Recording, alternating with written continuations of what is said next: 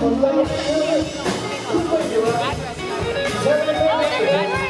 be great. Thank you so much. Yeah. She never really loved me. She always loved the robot in the band, but she had to get to him through you. She's a black-bodied woman, and I beg you stand. You rhyming, I tell ya. Listen, Ruth, if you don't mind, I'm going to turn the stage over to you, but before I do so, I would like for everyone to say a good goodbye and thank you, big goodbye, thank you to the band who's taken off to get their airplane.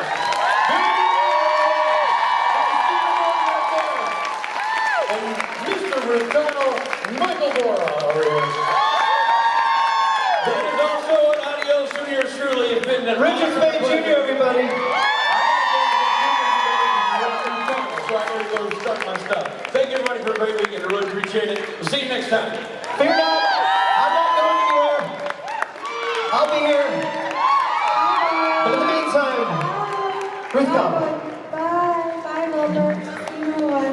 Bye to half the contents of the room. Where are you all going?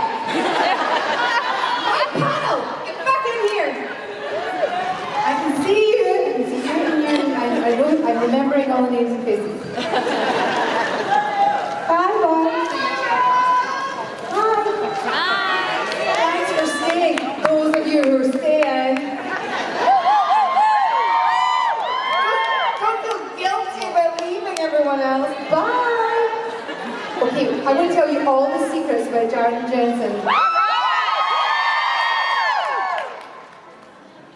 How are you all? Yeah.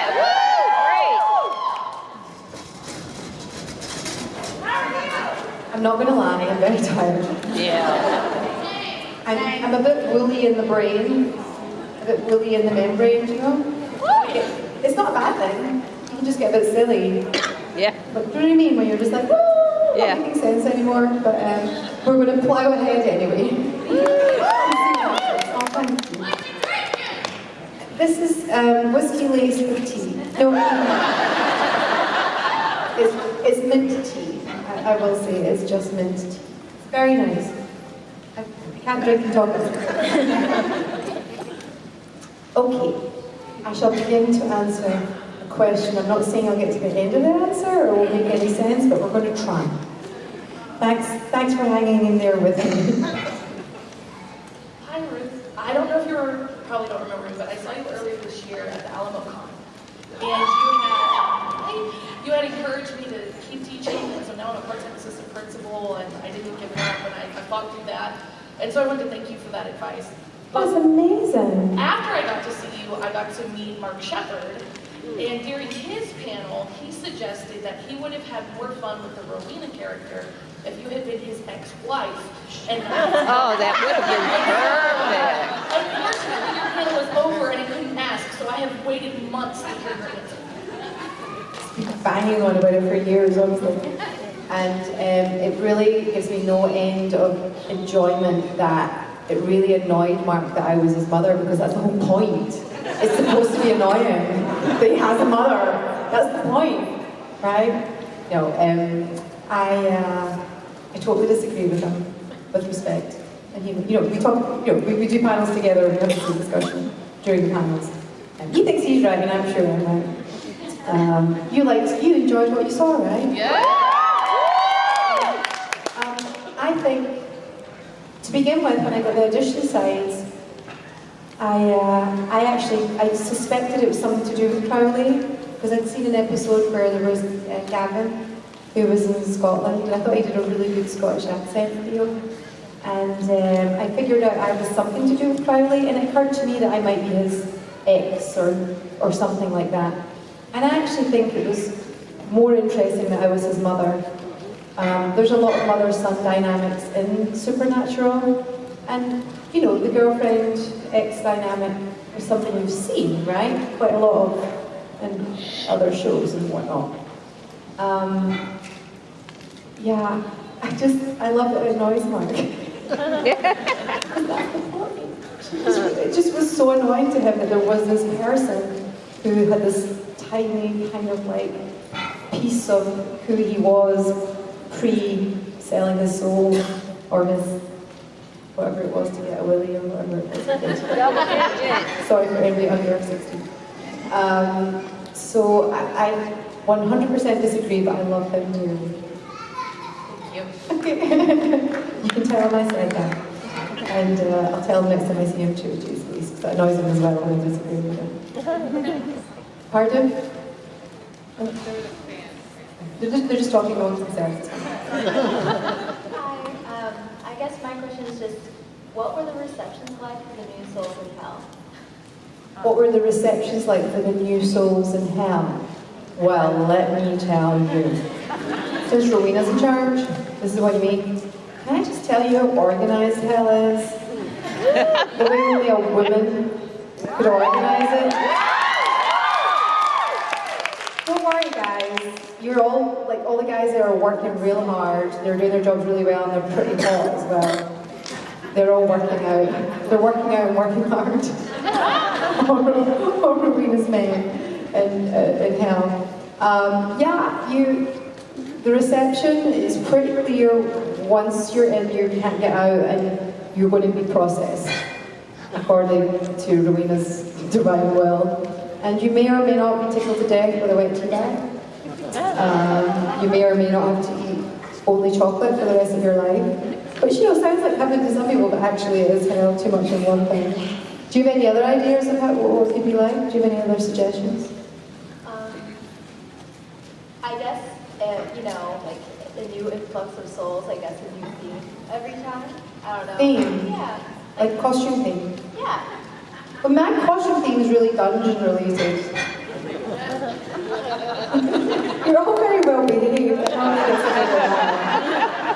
We ended up one time on stage, it was Osric Chow and Gil McKinney and I. We ended up somehow improvising the scene in hell where they were somehow tied up.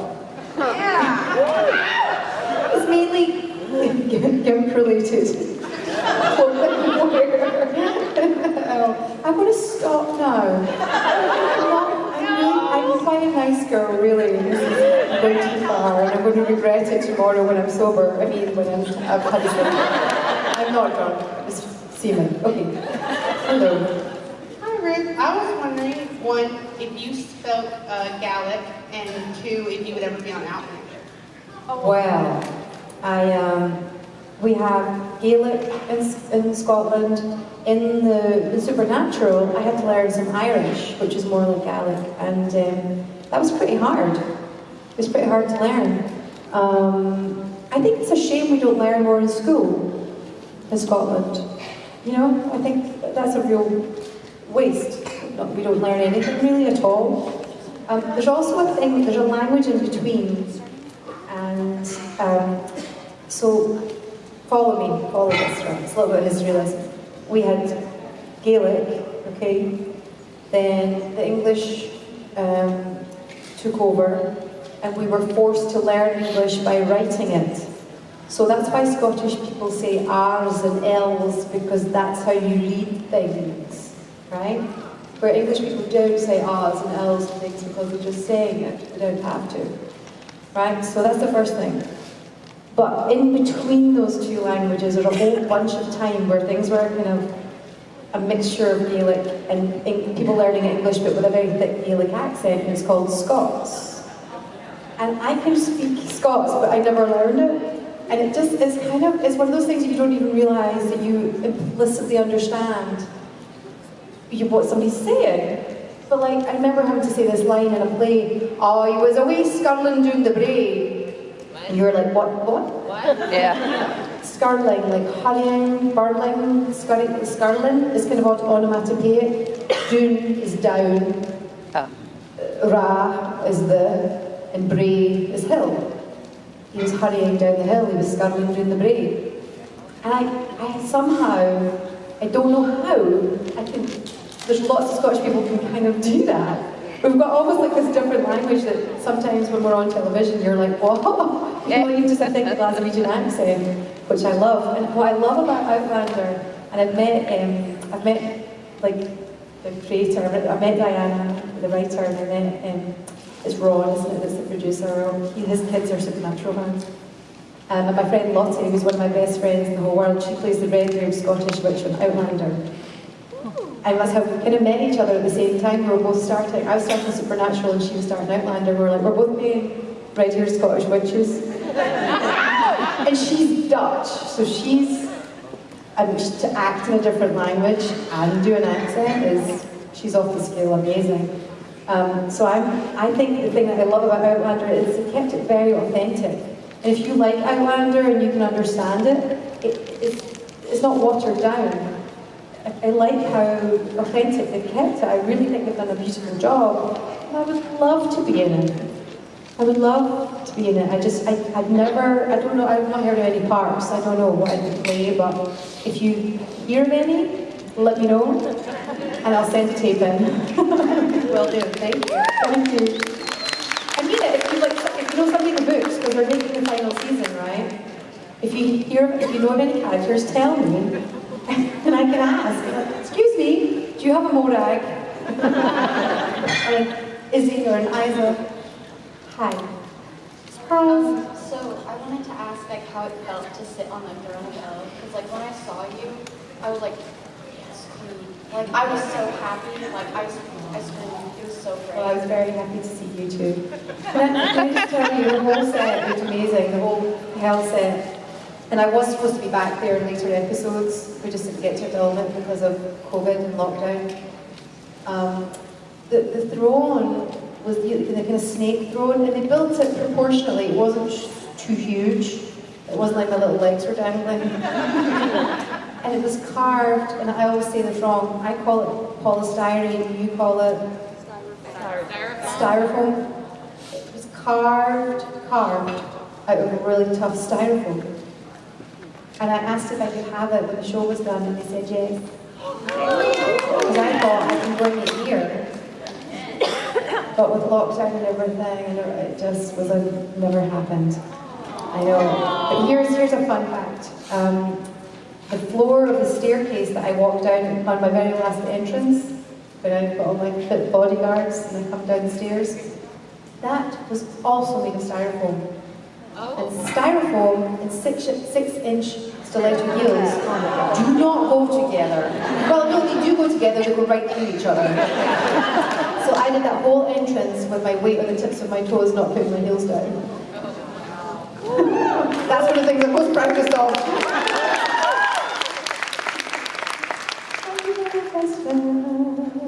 Hello. Hi, Ruth. Hello. You look so bonny, don't you? Thank you so much. I'm never going to change that right now. Thank you. If you had to make a playlist for Rowena, what would be some of the songs on it? Oh, can you start me off? Witchy Woman by the Eagles. Which woman? I cast a spell on you. It's that old devil moon. Do you know the one? It's that old devil moon. Love that song. That's the rainbow. Well done, whoever was that. I think Black Magic Woman. I feel like there'd be some like a bat out of hell, just like some fun kind of rock, and then maybe like all by myself. She finds herself on her own quite a bit, Rowena. You know, there'd be some kind of ballads that she could really sing out to, I think, in the little corridors of hell, walking along, running her fingers along the walls of hell. And maybe the greatest love of all, she would sing. Learning to love yourself, and she's like, there, got it. Rowena just loves herself in hell. Is that enough? It's a good start. Does anybody else have any other suggestions? Yeah, so Stevie Nicks. Goldust Woman. When I first went into when I first went in for the first costume fitting as Rowena, they had kind of, you know, in Supernatural, this is too hard. They would have, a lot of the female characters would be like, kind of girls that were wearing denim and a tight t-shirt, or they were kind of like ladies who would have kind of like lady dresses on. Do you know what I mean? That kind of look. And when I went in, they could have this kind of knee-length dress, very like a nice fitted dress, and I was like, there was one skirt that was kind of more black and ruffled and slinkier, and like this off the shoulder thing that I pulled down over my shoulders, and I was like a bit more Elvira or something, you know, something like that. And after that, the next time I went in for the costume fitting, Kerry, who did such a great job with Rowena, I think, she took that and ran with it and made pictures of Stevie Nicks as inspiration. And there were quite a lot of, we had quite a lot of even more flamboyant costumes that just didn't make it past the, you know, you'd try 4 or 5 outfits and the producer could choose one. So we had some real, more Stevie Nicks. We had tons of stuff and it was tons of fun. And I really think it was, I loved that everybody seemed to like that and appreciate that about Rowena, that she looked different from everyone else. Right. She had her own kind of style, but she was from a different place and time. And, you know, and I really loved how collaborative that all was. And it was so much fun to wear gowns. It was like wearing a sparkly evening gown. Everyone else is wearing plaid. So fun.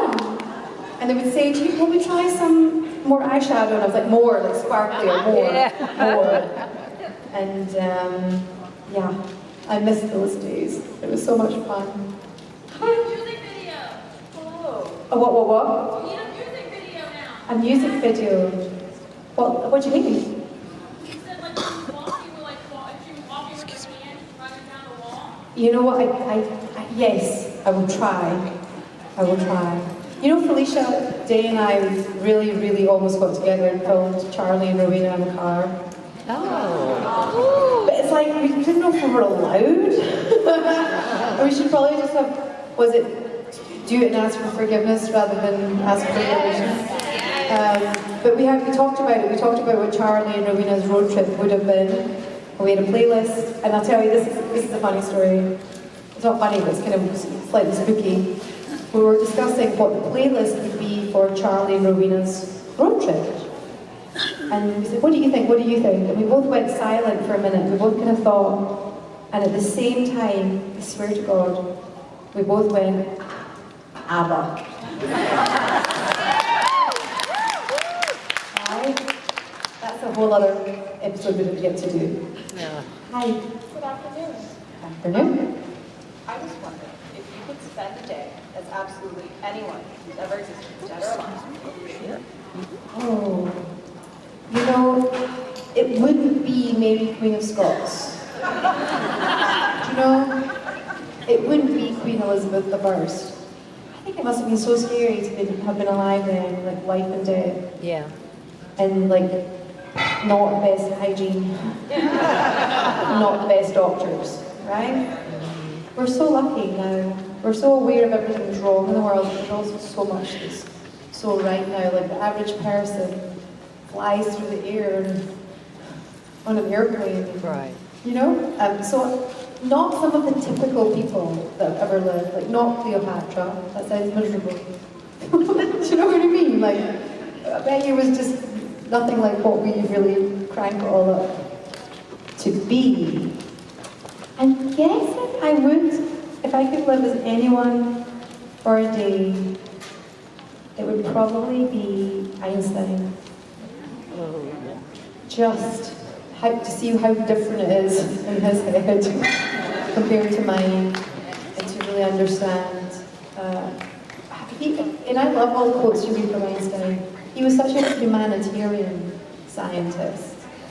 You know, his quotes are so clever, they're so humane.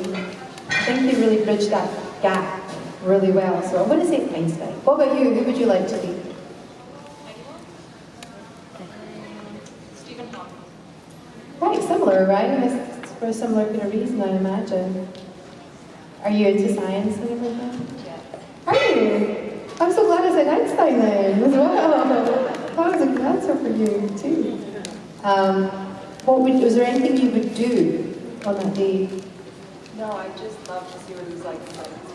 Same. Right, well, thank you for your question. Good question. Thank you. Are you all still awake there in the back? Yes! You are the best. You just want us say thank you. It's been such a lovely weekend. Yes. Atmosphere has been so warm. That Texas welcome. Y'all are just fixing to make me want to stay here. Yeah! Is that close? Is that close? Yeah! Hi. So I wanted to ask, if you were to start your own restaurant, what would that restaurant be called, and what type of cuisine would you serve? It would be called Chocolatier. And it would be, it would just be chocolate. It would be all kinds. We would have your shitty American stuff. Just think it was a joke. It's bad though, your joke is bad. Like that movie, Chocolat, I was like, I can't believe they're making a movie called Chocolat, and Johnny Depp's in it. That was them, not them. Yeah, just chocolate. Like, you could have hot chocolate, you could have chocolate fountains, you could have marshmallows to dip, you could have strawberries to dip, blueberries. A chocolate fountain store is what I would have, I think. Does that sound good? Are you going to come? Yeah! Yeah, I probably would make a lot of money. I'd probably be like eating the profits. And I would have no sugar chocolate for people who don't have sugar. You can get some real, I'd have real cacao chocolate, you know, how you say it? Really clean stuff that was like for all the healthy people. So it'd be one end of the store would be like really healthy, and then it'd be like the Lindor Belgian stuff that's really good, and then your American shit is it. Thank you. Sorry because I swore. Yes. Oh, thank you. Before you were cast in Supernatural, were you a fan? And did you go back and watch the episodes before? Okay, so when I got the audition for Supernatural, I hadn't had an audition for an American TV show in 2 years. I had a really hard, one of the hardest years of my life in 2013. And I really had come back to America to give it one last try. And my friend Henrietta here sent me an email. There's this part. She said, there's an audition, it's like a mysterious woman, she might have a Scottish accent. You should definitely try and get seen for this. And so I was on it, and I phoned my agent, and she said, well, you have to understand it's more about being a name than being right for the role. So I ignored that and got in touch with my friend in Canada, because there's a Canadian casting office. The casting office there, her agent got the sides for the part. I don't think I had a name. I don't know if they were calling her Rowena yet. And I got the sides, so I started working on the sides, and I was going to put all my Scottish clips on a tape and go to the casting office and hand in a DVD. This is like a couple, say 7 or 8 years ago now, and I worked on the tape. I practiced doing an audition. I got somebody to self-tape me, because there's been a barren wasteland for me as regards auditions in America, and it came through that I had this audition on the Monday. I did have an actual audition, a pre-read, and Robert Ulrich and Alex Newman were just on the Supernatural Rewatch podcast that Rob and Rich present. Yeah. They were the casting directors. They were just on it, and they said one of the proudest pre-reads the proudest of doing was that they pre-read me, which means they don't know who you are. They're going to give you a chance. They're going to come and see what you're like before they put you in front of anyone and embarrass themselves. So I did the pre-read, and I could just see Robert Ulrich's face, like he was looking for a post-it. Like, you're Ruth, looking for a post-it to stick it on, my file. So in answer to your question, that weekend I cleared my diary. I don't like cancelling on people. I like to try and do what I said I want to do. Cancelled going to see a play with my friend, $50 for the tickets, which was a lot of money at the time especially. Gave the tickets away, stayed in and watched 14 episodes, which is just a normal weekend for you. Exactly. So I watched 14 episodes or 16 episodes that weekend, just to kind of even if I wasn't watching it, I had it in the background and was just kind of living my life inside Supernatural. And I could really see that this show, there was something about the energy, and I saw Curtis Armstrong doing Metatron, and I thought, if he's getting to do that, I think I kind of know what to do with this. You know, like this slightly larger than life, you know. And so Curtis, he was probably a bit of an inspiration to me, really. Anyway, I went in and did the pre-read on the Monday, got called back on the Tuesday, they called me back on the Wednesday, and they were like, casting, we're like, we're just going to get you to tape it in an American accent as well, in case the networks, they make up money. So they were really looking after me, and then my agent called me on the Thursday, I think it was, and she was like, they want you to go in again, and I was like, sure. And she was like, oh, only kidding, you got the job. Wow. And I was like, oh. And it felt so right. It felt like this is the thing I've been waiting on. This is the thing I've been looking for. And I saw Elaine, I had done 8 episodes, I'd worked out who Abaddon was, and I thought, if I could do 8 episodes of this show, my life will change. And I did 12 in my first season, and I'm still here. We love as actors, we love to retelling those stories because they're so, I love them too. But those stories are so few and far between where the universe aligns to give you your heart's desire. And then they told me, I'll tell you, this is a little thing at the end, but they said to me, we don't think you're really understanding fandom and like the impact your part is going to have in the fandom, because here's the secret, you're playing the mother of the King of Hell. And I told my friends I'm playing the mother of the King of Hell, and they were like, of course you're playing the mother of the King of Hell. And then I did tell them when it was a secret, right? I wasn't allowed to say. And then one night at 1 o'clock in the morning, I went to the loo, came back, and you do that thing where you look at your phone, and it was like, and I had 300 followers on Twitter. I had 300, what they call notifications.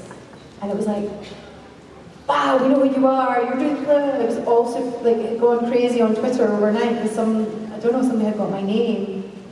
And I was having heart palpitations at like 1 o'clock in the morning. I never experienced anything like it. So when Adam Fergus started on the show, I was trying to explain to him about how, what this was all like. And I said, I'm going to post a picture of you and me together just so you can understand. And so I did it, and I watched in real time as people went on Adam Fergus, and he got that same like, oh my goodness. Yeah, when you suddenly connect with the fandom. So that's been 20 minutes now, my answer has been 20 minutes long. Thank you so much.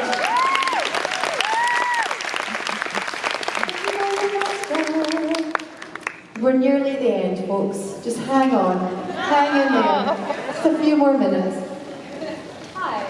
Hi. So you mentioned yesterday that you're a Tom Cruise fan. What's your favorite Tom Cruise movie, and what was it like working with Simon Pegg? Oh, so Simon Pegg is the loveliest man. He is, that's a nice breeze down there. He is exactly how you think he would be. He's not one way in front of people and then a different way. He's just exactly how you think he is. He's lovely, he's intelligent, he's warm. The whole film is set on the Isle of Man. It's called Nandor Fodor and the Talking Mongoose. And it's based on a true story where this family were like, there's a talking mongoose in the barn called Jeff. So you'll all love it. Perfect sense. It's a great story, and Simon, it was a real passion project for Simon. And so I went to the Isle of Man, which is a tiny little island in the middle of the Irish Sea. You can see Liverpool one way and Ireland the other, Cornwall that way and Scotland that way. Hi. And so I went there. I had 5 hours. There's hardly any planes or anything that can get you on and off this tiny island. So I went there and I did a couple of live stream videos. And so my first day I walked into the makeup and hair trailer. And I was a bit nervous, like Simon's there. And I'm like, hi Simon, I'm Ruth, it's really nice to meet you. And he was like, hello, he's like, I loved your videos, I can't believe you went to I Love Band. And I was like, oh my God. And it was just one of the best moments ever, so he is wonderful. I think he does an amazing performance in the film.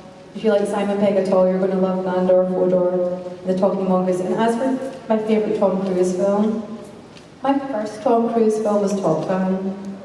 So, I just rewatched The Firm. Oh, I love The Firm. He's made a lot of movies. That's so one of my I could be here for a favorites. while, but I'm going to say Top Gun just to answer your question.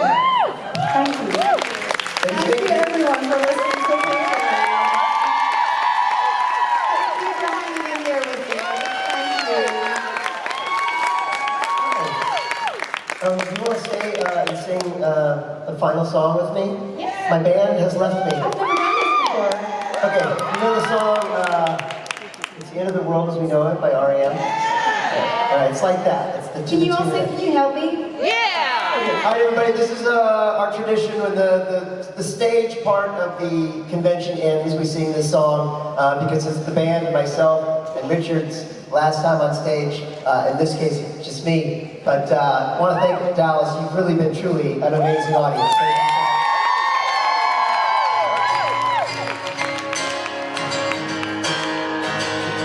It's the end of the con as we know it. It's the end of the con as we know it, buddy. It's the end of the con as we know it. So go home. Not to love your autographs and photographs and pictures. It's the end of the con as we know it. It's the end of the con as we know it. It's the end of the con as we know it. So go home. Thank you so much, guys.